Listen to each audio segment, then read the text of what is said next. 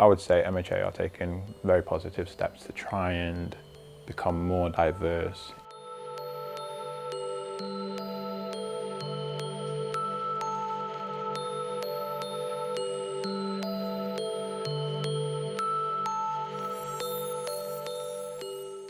Hi everyone, I'm Nicci Jones and I'm the Support Services Manager here at MHA, and I work in the Estates team, and this is... I'm André Etienne, I am the Digital Optimization Specialist. I work in the Digital Marketing team. And we're here today to talk to you about all things race and ethnicity, so we're just going to dive in. So, let's have a look. Oh, good question. What aspect of your cultural heritage are you most proud of? That is a good question.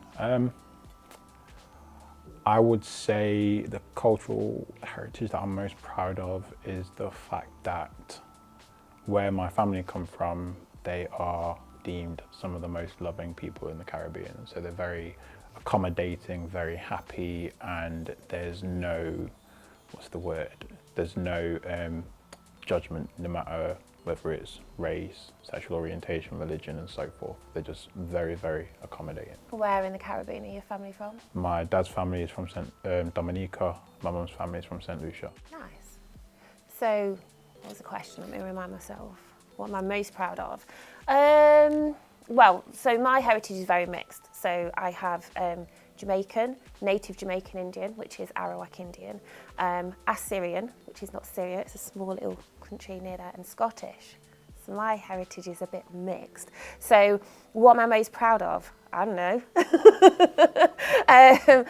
That it all blends. I think the same as you. A lot of people from the Caribbean are just very loving and caring and giving, and I like that. And most open-minded. There are some that aren't, but most open-minded. So I like that. I also like the fact that you can walk down the street anywhere in this country, and I know you would have experienced the same, and there's another person of colour and they'll say hi, even if you don't know them. Yeah. So I really like that. Yeah, no, definitely. Let's have a look.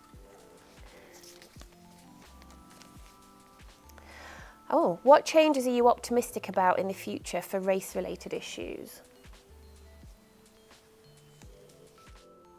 Company-wise, society-wise. Why don't you do both?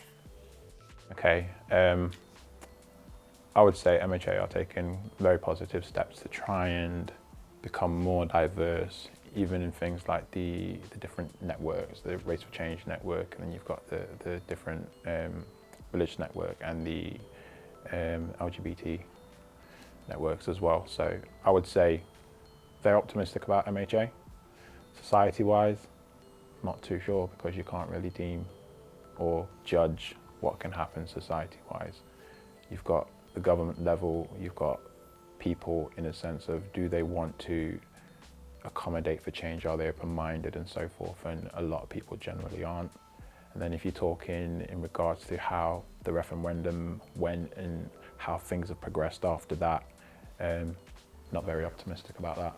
Yeah. So quite, I wouldn't say scared, but wary of how things would be in the future for, say, like my kids when they're older, when they get to my age, or what it's going to be like. So society-wise, you never know. I hear that. I think you're absolutely spot on. I agree with you. I think MHA are making good attempts to try and be really inclusive and recognise everyone for their differences, and the networks have been an amazing way for people to be able to come together and feel safe, and talk openly and share how they are. With society, I am quietly optimistic. I'm hopeful that the generation that our children are in are going to be more open-minded and liberal and inclusive. So I'm optimistic for that.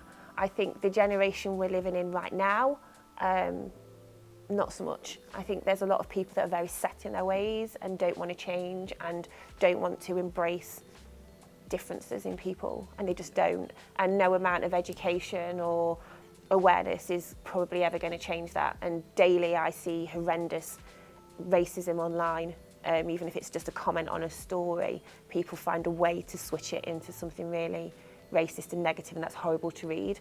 And it's really difficult sometimes when you get dragged into that, and then it just makes, for myself anyway, I just feel really sad, because I think, gosh, you could be walking down the street and someone just doesn't even want you walking on the same street as them just because of the colour of your skin. It's really disappointing. So yeah, but for the future, I'm hopeful that if more people of our generation are the way we are, which is open-minded and caring and loving and inclusive, that we can pass that to our children. And I'm hopeful that there'll be a higher percentage of children that had that upbringing than those with those negative influences, and hopefully that will drive a change. You can be hopeful of the next generation in that sense, that they're more inclusive, but then it's how much of the previous and the current generation are going to allow for them to progress and do what they need to do, coming in as they're growing and as different powers change, you could say. Yeah, and there is that, but then also I think, if I think to my own children, so my middle son's 15, he's very aware of things that happen in the world, and although as parents you try to mould your children into the best way you can, I think he's very strong-minded and he makes his own decisions and he knows right from wrong and he knows good from bad, and I'm hoping that's what I mean for that generation, that it won't matter if their parents have a certain negative view on a certain group of people.